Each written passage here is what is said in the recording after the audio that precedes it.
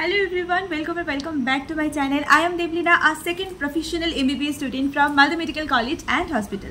I hope তোমরা সকলে খুব ভালো আছো. Welcome to a new video. জোশের মাধ্যমে চলো নতুন করে আরেকটা বছরকে স্বাগত জানাই. 2025 এর নিটের জন্য আমরা প্রিপারেশন নেওয়া শুরু করব আর 2025 এর প্রিপারেশনে এটা আমার একদম প্রথম ভিডিও. আমি এটা বলতে চাই তোমাদের যে দেখো 2024 এ যা হয়েছে সবকিছু ভুলে যাও. চলো সবাই মিলে নতুন করে 2025 এর নিটের জন্য প্রিপারেশন নিই এন্ড যতটা যেভাবে দরকার সেভাবেই প্রিপারেশন করব. অ্যান্ড তোমরা সবাই আমাকে প্রমিস করো যে দিদি আগেরবারে হয়তো তোমার অনেক কথা শুনিনি বা তুমি যেগুলো বলেছিলে সেগুলো করিনি, তার জন্য হয়তো এবারে সিলেকশন পাইনি, বাট এইবারে আমরা এত ভালো করে পড়বো যে কেউ আমাদের সিলেকশন আটকাতে পারবে না. সো আই হোপ এই ভিডিওটা তোমাদের জন্য খুব ইম্পর্টেন্ট ভিডিও হতে চলেছে. অ্যান্ড আমিও অনেক রিসার্চ করার পরেই এই ভিডিওটা বানাচ্ছি আর কি. সো এই ভিডিওটা আজকে মেনলি থাকছে 2025 এর বায়োলজি স্ট্র্যাটেজির উপর. কারণ আমরা সবাই জানি যে নিটে যে ওয়েটেজটা আমরা লক্ষ্য করতে পারছি সেই ওয়েটেজ ওয়াইজ বায়োলজির কিন্তু 50% ওয়েটেজ, 720 মার্কসের মধ্যে 360 মার্কস কিন্তু বায়োলজি বহন করে.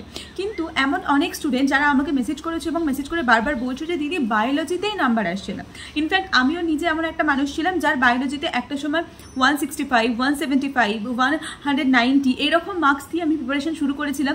অ্যান্ড ফাইনালি আমার নিট 2020-তে 345 এসেছিল অ্যান্ড 21-এও সেম ওরকমই কাছাকাছি নাম্বার এসেছিল. অ্যান্ড 2020-তে আমার 333 এসেছিল. বাট আমি সবসময় টার্গেট করেছি, সারা বছর টার্গেট করেছি কী করে 360 আউট অফ 360 তোলা যায়.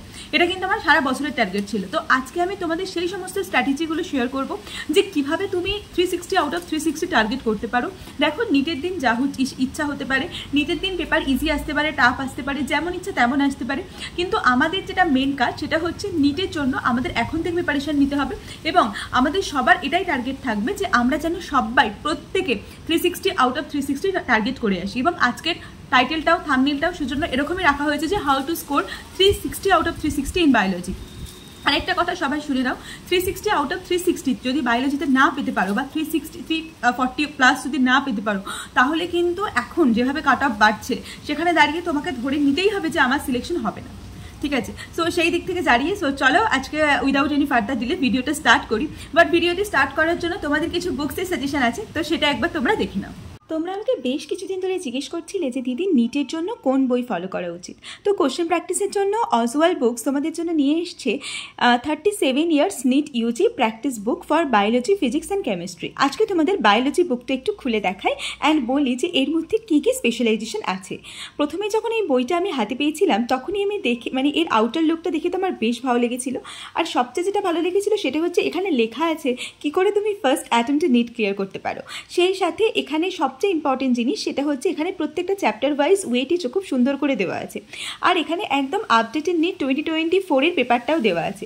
আর সবচেয়ে সুন্দর জিনিস এর এক্সপ্লানেশনগুলো, প্রত্যেকটা চ্যাপ্টারের প্রপারলি এক্সপ্লানেশন যেমন আছে, শুধু তাই না এখানে আছে concept clarity with extensive explanation of NEET previous year papers, valuable exam insights with expert tips to crack NEET exam in first attempt, crisp revision with revision notes, mind maps, mnemonics and also appendix.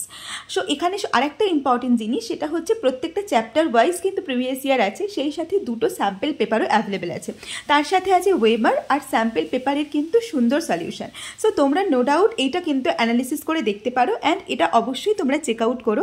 Description and pin কমেন্টে সমস্ত link দেওয়া রইল. Physics, chemistry, biology তিনটের ক্ষেত্রেই বুকসটা available আছে.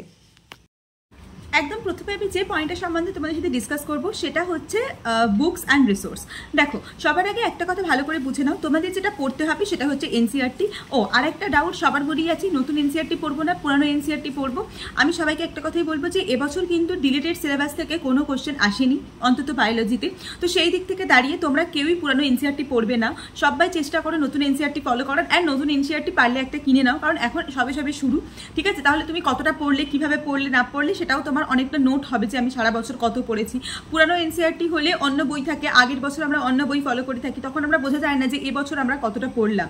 So আমি সবাইকে suggest করবো নতুন একটা এনসিইআরটি কিনে নাও. যারা ফাইন্যান্সিয়াল কন্ডিশনস ভালো না তাদের আমি বলবো কিনতে হবে না, বাট যারা অ্যাফোর্ড করতে পারবে তারা অবশ্যই একটা কিনে নাও. তাহলে তুমিও বুঝতে পারবে যে কতটা প্রিপারেশন তুমি করছো বা কতটা করছো না. তো এই ডাউটটা আমি ক্লিয়ার করে দিলাম. এবার দেখো তোমাকে এনসিইআরটি পড়তে হবে, সেই সাথে তোমাকে একটা ভিডিও দেখতে হবে যে কোনো স্যার বা ম্যামের একটা, জুলজির জন্য একটা, বটনির বটনির জন্য একটা। আর যদি কোনো ম্যামের কাছ থেকে বা স্যারের কাছ থেকে জুলজি বটনি দুটোই একসাথে হয়ে যায় তাহলে তো কোনো অসুবিধাই নেই। এটা আমাদের ফার্স্ট স্টেপ, যে আমাদের একটা স্যার বা ম্যাম চুজ করতে হবে, অ্যান্ড সেই সাথে আমাদের একটা খাতা লাগবে আর এনসিআরটি বই লাগবে।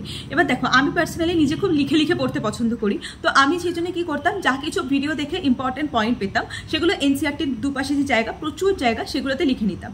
আর যদি তারপরেও কোনো এক্সট্রা পয়েন্ট পেতাম তাহলে আমি এক্সট্রা করে খাতা থেকে পেজ ছিঁড়ে সেগুলো লিখে এনসিআরটির মধ্যে ভরে দিতাম।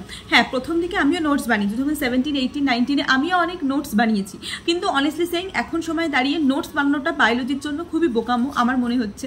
কারণ তুমি যদি নোটস বানাতে থাকো, তুমি এনসিআরটির লাইনগুলোকেই আবার নোটসের মাধ্যমে লিখছো, তো যখন তুমি প্রিপারেশন করবে, যখন তুমি রিভিশন দেবে, তখন তুমি এনসিআরটি পড়বে নাকি তখন তুমি নোটস পড়বে, তো তুমি কনফিউজড হয়ে যাবে। তো সেই কনফিউশন থেকেই দূর করার জন্য আমি বলবো এনসিআরটি পড়ো আর প্লাস ভিডিও দেখো, সেখান থেকে যে ইম্পর্টেন্ট পয়েন্টগুলো বা যদি কোনো এক্সট্রা কনসেপ্ট থাকে, বা ধরো কাউন্টার কারেন্ট মেকানিজমের একটা ইম্পর্টেন্ট কনসেপ্ট সবসময় থেকে থাকে, ওটা বইতে অত ভালো করে লেখা নেই, তো সেজন্য তুমি আলাদা করে লিখে নিলে, বা রাস মেকানিজমের ক্ষেত্রে সেটাও তুমি আলাদা করে লিখে এনসিআরটির মধ্যেই তুমি ব্যাপারটাকে ইনসার্ট করে দাও, তাহলে আমার মনে হয় সুবিধা হবে। সেকেন্ড আমি যে পয়েন্টটা বলবো সেটা হচ্ছে উইকলি অ্যান্ড টার্গেট রিভিশন, আর সেই সাথে space revision. What is the meaning of speech revision? দেখো, ধরো আজকে তুমি একটা স্যারের কাছে একটা জিনিস পড়লে, তারপরে সেই জিনিসটা তুমি 3-4 মাস আর পড়লে না, তো খুব স্বাভাবিক তুমি সেটা ভুলে যাবে। তো তোমার তার জন্য কি করতে হবে? স্পেস রিভিশন করতে হবে। আজকে ধরো একটা চ্যাপ্টার শেষ হলো, আজকেই সন্ধ্যাবেলা চেষ্টা করো একবার রিভিশন দেওয়া নেবার, 4 দিন পরে চেষ্টা করো আরেকবার রিভিশন দেবার, 1 সপ্তাহ পরে চেষ্টা করো আরেকবার রিভিশন দেবার। এইভাবে যদি রিভিশনটা বারবার দিতে থাকো একটা চ্যাপ্টারকে, দেখো ভালো করে একটা কথা শুনে নাও, তোমাকে কিন্তু এনসিআরটি ডাবল ডিজিটে রিভিশন করতেই হবে। তুমি যদি ডাবল ডিজিটে রিভিশন না করো এনসিআরটি, তাহলে কিন্তু কোনোভাবেই তুমি ওই প্রপার অ্যাপ্রোপ্রিয়েট 350+ ওই নাম্বার, ওই ড্রিমস করতে কোনো দিনও কিন্তু অ্যাচিভ করতে পারবে না। নেক্সট আমি যেটা বলবো সেটা হচ্ছে কোশ্চেন প্র্যাকটিস। দেখো, কোশ্চেন প্র্যাকটিস এমন একটা জিনিস, তোমাকে পরীক্ষায় হলে কিন্তু কেউ বলবে না তুমি আমাকে একটু এনসিআরটি পড়ে দেখাও, তুমি কেমন করে এনসিআরটি পড়তে পারো, কই আমাকে একটু দেখাও, তো নিশ্চয়ই বলবে না। তোমাকে সেখান থেকে কোশ্চেন করা হবে অ্যান্ড সেখান থেকে তোমাকে উত্তর জানতে চাওয়া হবে। তো সেখানে গিয়ে দাঁড়িয়ে তোমাদের সবার উচিত প্রত্যেকটা চ্যাপ্টার থেকে 200 to 250 কোশ্চেন প্র্যাকটিস করা। এখন সবে শুরু করছো, প্রত্যেকটা চ্যাপ্টার থেকেই কিন্তু শুরু করো। আর অনেকেই আমি দেখলাম অনেক ভিডিওতে এরকম বলছে যে এই চ্যাপ্টারের ওয়েটেজ বেশি, ওই চ্যাপ্টারের ওয়েটেজ বেশি। সবার আগে এটা মাথার মধ্যে ঢুকিয়ে নাও, গোটা বায়োলজির ওয়েটেজ বেশি। এবছর বায়োডাইভার্সিটি থেকে বেশি কোশ্চেন এসছে, তার মানে এটা নয় যে পরের বছরও বায়োডাইভার্সিটি থেকে বেশি কোশ্চেন আসবে। এবছর লিভিং ওয়ার্ল্ড থেকে 0 কোশ্চেন এসছে, মানে এটা নয় পরের বছরের জন্য লিভিং ওয়ার্ল্ড আনইম্পর্টেন্ট হয়ে গেল, একদমই না। এটা এই ভুলটা কেউ করো না, কেউ করবে না। ইম্পর্টেন্ট আনইম্পর্টেন্ট ঠিক আছে, বাট আমাকে গোটা বায়োলজি রিভিশন দিতে হবে, গোটা বায়োলজি পড়তে হবে, গোটা বায়োলজির প্রত্যেকটা লাইন, প্রত্যেকটা পয়েন্ট, প্রত্যেকটা ডায়াগ্রাম, প্রত্যেকটা মানে যেগুলো নোট করে দেওয়া, সেগুলো আমাকে সব কিছু মাথায় রাখতে হবে। বায়োলজিতে এখন থেকে সবাইকে বছরের শুরু থেকে বলে দিচ্ছি, কেউ কোনো রকম কিন্তু সাজেশন বানাতে যেও না, ঠিক আছে? দেন আমি যেটা বললাম, কোশ্চেন প্র্যাকটিসের জন্য তোমরা যে কোনো বই ফলো করতে পারো, যে বইতে 2 থেকে 250 কোশ্চেন আছে সেরকম যে কোনো বই ফলো করতে পারো, এটা হলো। তারপরে আমি যেটা বলবো সেটা হচ্ছে প্রিভিয়াস ইয়ার। তো প্রিভিয়াস ইয়ারের কথা কি বলবো, মানে প্রিভিয়াস ইয়ার হচ্ছে যে কোনো কম্পিটিটিভ এক্সামের আমার মনে হয় জেম মেটেরিয়াল। ওইটা যদি কেউ একবার ফলো করে বা ওটা যদি কেউ একবার প্রপারলি করে, তাহলে সে অলরেডি 50% যে কোনো কম্পিটিটিভ এক্সামের ক্র্যাক করে ফেলেছে বলতে পারো। সেটা যত ছোট থেকে যত বড় এক্সামই হোক। যেমন আমাকেই আমার ইউটিউব ভিডিওতে অনেকে কমেন্ট করেছে, দিদি তুমি নেক্সটের জন্য প্রিপারেশন নাও না, তুমি নিট পিজির জন্য প্রিপারেশন নাও না, তুমি সারাদিন ইউজির পিছনেই পড়ে আছো। বাট আমি কি করি না করি সেটা সবটা হয়তো ক্যামেরার মাধ্যমে দেখানো পসিবল হয় না, because I don't want any unnecessary competition for me. তো সেই জন্য আমি হয়তো সবটা দেখাই না, বাট আমি তোমাদের এটাও বলবো যে আমার রিসার্চ অনুযায়ী নেক্সট পিজি হোক বা নিট পিজি হোক বা তোমার ইউজি হোক, প্রত্যেকটা ক্ষেত্রেই কিন্তু যেটা তোমার কি বলে, আই এম সরি জাস্ট মাথায়, হ্যাঁ প্রিভিয়াস ইয়ারের যে গুরুত্ব সেটা কিন্তু অনেক বেশি, ঠিক আছে? তো প্রিভিয়াস ইয়ার সবাই করতে থাকো, সবাই ভালো করে প্র্যাকটিস করতে থাকো। একটা কথা মনে রাখো, প্রিভিয়াস ইয়ার কিন্তু পরীক্ষার আগে 5 থেকে 6 বার গো থ্রু করা খুব দরকার। তো এখন একবার চ্যাপ্টারের সাথে সাথে করে নাও, এবং ওইটা ছাড়াও আরও 200 to 250 কোশ্চেন করার চেষ্টা করো প্রত্যেকটা চ্যাপ্টার থেকে। ছোটো চ্যাপ্টার হলে ছেড়ে দিতে পারো, কিন্তু মরফোলজি হোক বা anatomy of flowering plants, animal kingdom হোক, বা ধরো যেগুলো ধরো হিউম্যান ফিজিওলজি হোক, হিউম্যান রিপ্রোডাকশন হোক, sexual reproduction of flowering plants হোক, এগুলো থেকে কিন্তু অনেক বেশি করে কোশ্চেন করার চেষ্টা করো। এটা নেক্সট আমি যেটা বলবো সেটা হচ্ছে টেস্ট। আচ্ছা, তুমি যে রিভিশনটা দেবে, সেই রিভিশনটা তুমি কিসের বেসিসে দেবে সেটা তোমাকে ডিসাইড করে দেবে তোমার টেস্ট সিরিজ। তোমার এখন আমি সবাইকে বলেছি যে প্রত্যেকে যে কোনো একটা টেস্ট সিরিজ নাও, যেখানে প্রথমে ছোটো ছোটো সিলেবাস করে পরীক্ষা হবে, তারপরে বড় বড় সিলেবাস করে পরীক্ষা হবে, এরকম। তো সেইখানে তোমার যে 3টে বা 4টে চ্যাপ্টার সেখানে এক্সামে থাকছে, সেই 3টে বা 4টে চ্যাপ্টার এক্সামের আগে যেন প্রপার রিভিশন করে যাওয়া হয়। বায়োলজি কিন্তু পুরোটাই ডিপেন্ড করছে রিভিশনের ওপর। তুমি যদি রিভিশন না করো তাহলে কিন্তু কোনোভাবেই বায়োলজি তোমাকে বাঁচাতে পারবে না, ঠিক আছে? কারণ বায়োলজিটা কিছুই নেই, মুখস্থবিদ্যা আর রিভিশন। কনসেপ্ট খুব কম জায়গায় বায়োলজির কাজ করে। তোমাকে মনে রাখতে হবে, তোমাকে মাথায় রাখতে হবে জিনিসগুলো। তো মনে কেমন করে থাকবে? আমি কনসেপ্ট ডেভেলপ করছি, আমার কি সব কিছু মনে থাকবে? আমার কি ডেটা ইনফরমেশন সেগুলো কি করে মনে থাকবে? এক্সাম্পল কি করে মনে থাকবে? তার জন্য ট্রিক্স বানাও, নিমোনিক্স বানাও। আমি কি করতাম পার্সোনালি, যে কোনো জিনিস ধরো আমার সাপোজ আমার টেরিডোফাইটের জন্য আমার ট্রিক্স লাগবে, তো আমি সার্চ করতাম যে how to remember pteridophytes example tricks, এরকম বলে ইউটিউবে সার্চ করতাম। অ্যান্ড তারপরে আমি অনেকগুলো ট্রিক্স পেয়ে যেতাম। 8-9টা ট্রিক্স দেখার পর নিজের মতো করে একটা ট্রিক্স বানিয়ে নিতাম, যেটা আমি মনে রাখতে পারবো। সবাইকে বলবো আমার একটা ট্রিক্সের জন্য খাতা ছিল, তোমাদেরও বলবো তোমরা একটা ট্রিক্সের জন্য খাতা বানাও, যেটা আমার মনে হয় তোমাদের পরবর্তীকালে গিয়ে অনেক বেশি হেল্পফুল হবে। এরপরে আমি যেটা পয়েন্ট আমি বলতে ছেড়ে দিলাম, সেটা হচ্ছে টেস্ট সিরিজ। তো টেস্ট সিরিজের আগে কিন্তু অবশ্যই তোমরা প্রত্যেকটা জিনিস রিভিশন করে যাও, প্রত্যেকটা চ্যাপ্টার 2 থেকে 3 বার রিভিশন করে দাও, দেখবে তোমাদের বায়োলজির নাম্বার কতটা ইমপ্রুভ করে। আরেকটা জিনিস যেটা আমি সবাইকে বলবো, সেটা হচ্ছে বায়োলজি এমন একটা সাবজেক্ট যেটাকে তোমাকে গুরুত্ব দিতেই হবে। পার ডে বায়োলজি পড়া প্র্যাকটিস করো। অনেকে এরকম করে ফিজিক্সের একটু বেশি ওয়েটেজ বলে ফিজিক্সকে বেশি গুরুত্ব দেয়, কেমিস্ট্রিকে বেশি গুরুত্ব দেয়, কিন্তু বায়োলজিটা কোথাও না কোথাও গিয়ে নেগলেক্টেড হয়ে যায়। ইভেন আমারও এবছর অনেক স্টুডেন্টের সাথে কথা হয়েছে, যারা 595 পেয়েছে, তাদেরও কিন্তু মেন উইক পয়েন্ট কিন্তু বায়োলজি। কিন্তু বিশ্বাস করো, সবার আগে তোমাকে বায়োলজিকে স্ট্রং বানাতে হবে, ঠিক আছে? কারণ তুমি যদি একটা বাচ্চার সাথে সেম নাম্বারও পেয়ে যাও, তারপরে র্যাঙ্ক ডিসাইডিং ফ্যাক্টর কিন্তু অনেকটাই বায়োলজি কাজ করে। ঠিক অনেক দেখা হয় যে বায়োলজিতে কটা নেগেটিভ করছো, কটা পজিটিভ করছো, এগুলো কিন্তু অবশ্যই দেখা হয়। তো বায়োলজিটাকে ওই মাথায় তুলে রাখতেই হবে, কারণ ডক্টর হতে চাইছো আর বায়োলজি পড়বে না, সেটা তো হয় না। সো এটা একটা পয়েন্ট। আরেকটা যেটা ইম্পর্টেন্ট পয়েন্ট আমার মনে হয়, সেটা হচ্ছে কোশ্চেন প্যাটার্ন। এবছরের যে কোশ্চেন প্যাটার্নটা হয়েছে, সেখান থেকে 2 থেকে 3 রকমের টাইপের কোশ্চেন খুব বেশি দেখা যাচ্ছে, আর কিছু টাইপের কোশ্চেন দেখা যাচ্ছে না, যেটা 2022-তে আমরা দেখতে পেয়েছিলাম। দেখো 2022-তে কিন্তু যেটা অ্যাসার্শন, সো সরি একটা ফোন এসেছিল বলে কেটে গেল। তো যেটা বলছিলাম যে 2022-তে কিন্তু আমরা একটা ধরনের প্যাটার্ন দেখতে পেতাম, সেটা হচ্ছে অ্যাসার্শন রিজন টাইপের কোশ্চেন। বাট এবছরের যে পেপারটা আমি দেখলাম, সেখানে আমি এতটাও অ্যাসার্শন রিজন টাইপের কোশ্চেন দেখতে পাইনি। তার বদলে আমি কি দেখতে পেয়েছি? তার বদলে আমি সবচেয়ে বেশি দেখতে পেয়েছি ডায়াগ্রাম বেসড কোশ্চেন, যেটা নিটে প্রায় বহু বছর পর রিপিট হলো। আমরা প্রতিবারে ভাবতাম যে ডায়াগ্রাম বেসড কোশ্চেন আসবে, বাট কোনোবারে আসেনি, এবারে এসছে। অ্যান্ড তার সাথেও আর একটা ইম্পর্টেন্ট যেটা, সেটা হচ্ছে ম্যাচিং। ম্যাচ দ্য ফলোয়িং যদিও বেশ কিছুদিন ধরেই ট্রেন্ডে চলছে, আমাদের আগের বছর ধরো 20 সাল থেকে যবে থেকে একটু কোশ্চেনটা ইজি হতে শুরু করেছে, তবে থেকে কিন্তু কোশ্চেন প্যাটার্নটা কিন্তু ধীরে ধীরে চেঞ্জ হচ্ছে। তো 20 সালে তো অনেকটাই ওই ম্যাচ দ্য ফলোয়িংগুলো তৈরি হয়েছে, কোশ্চেন দেখা যাচ্ছে। তো সেইগুলোকেও তোমরা কিন্তু এখন ভালো করে রপ্ত করার চেষ্টা করো। তার মানে এটা নয় যে অ্যাসার্শন রিজন করবে না, অ্যাসার্শন রিজনও করো, কারণ বলা যায় না পরের বছর কি হবে, পরের বছর কি ধরনের কোশ্চেন আসবে। নিজেকে এমনভাবে রেডি করো যেন কোনো রকম কোশ্চেন এলেই তোমার সিলেকশন না আটকায়, ঠিক আছে? সো আই গেস তোমাদের বায়োলজি সম্বন্ধে যত ডাউট ছিল আমি সব কিছু কভার করতে পেরেছি। অ্যান্ড আমি সবাইকে বলবো একটা প্রপার স্টাডি শিডিউল ফলো করো, প্রত্যেকদিন একটা নির্দিষ্ট টাইম রাখো বায়োলজি পড়ার। আর একটা জিনিস আমি তোমাদের মেনশন করতে চাই, যখন কিছু পড়তে ভালো লাগবে না তখন বায়োলজি পড়ো, কারণ বায়োলজি হচ্ছে ওরকমই একটা সেভিয়ার। আমার মনে হয় যখন আমার কিছু পড়তে ভালো লাগছে না, তখন আমি বায়োলজি নিয়ে বসে যেতাম। তো আমি জানি সবার হয়তো বায়োলজি ফেভারিট সাবজেক্ট হবে না আমার মধ্যে, বাট যাদের ফেভারিট সাবজেক্ট তাদের তো অবশ্যই করো, আর যাদের ফেভারিট সাবজেক্ট নয় তারাও ফেভারিট বানানোর চেষ্টা করো, কারণ বায়োলজিটা খুব ইম্পর্টেন্ট নিটের জন্য। So that's it for today's video.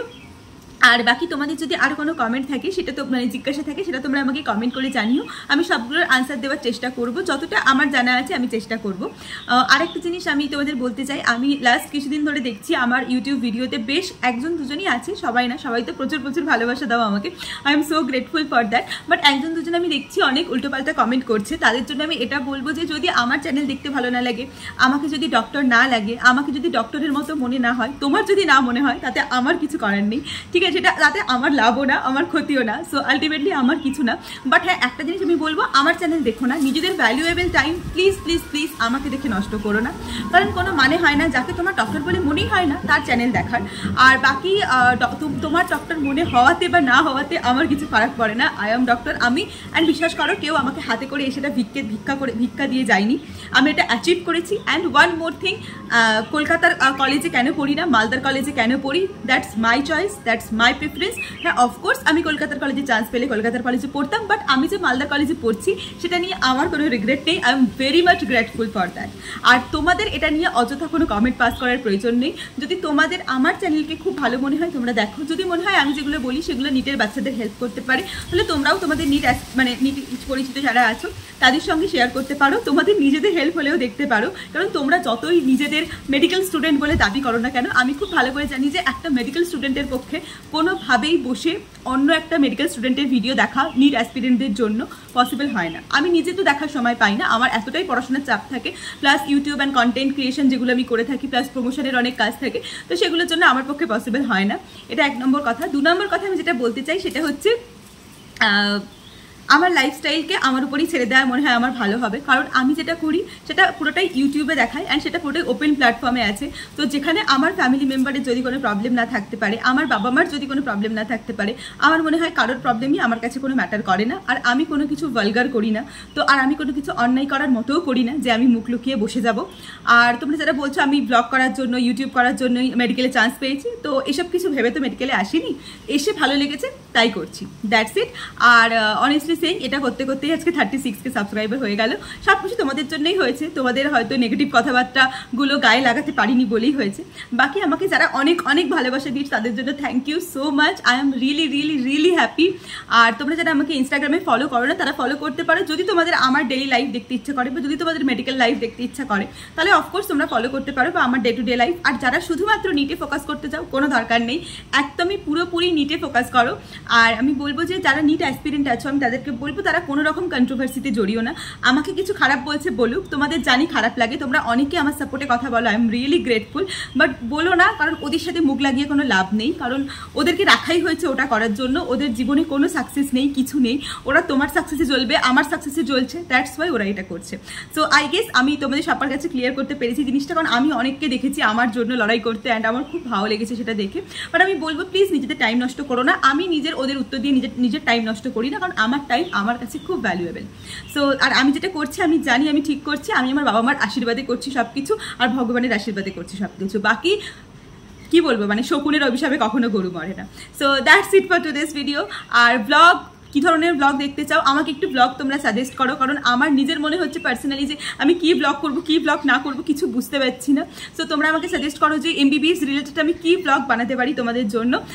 সব বানাবো, এখন দাঁড়িয়ে আছি, কিছুদিন পরেই কলেজে চলে যাচ্ছি, মোস্ট প্রবাবলি নেক্সট ভিডিও যখন তোমাদের সাথে আসবে তখন আমি কলেজে থাকবো। সো দেখা হচ্ছে প্রচুর প্রচুর দারুণ ব্লগ নিয়ে। অ্যান্ড তোমরা আমাকে অবশ্যই সাজেস্ট করো যে কি ধরনের কি ব্লগ তোমরা দেখতে চাও medical college related. So that's it for today's video. দেখা হচ্ছে পরের ভিডিওটি খুব খুব তাড়াতাড়ি। বাই।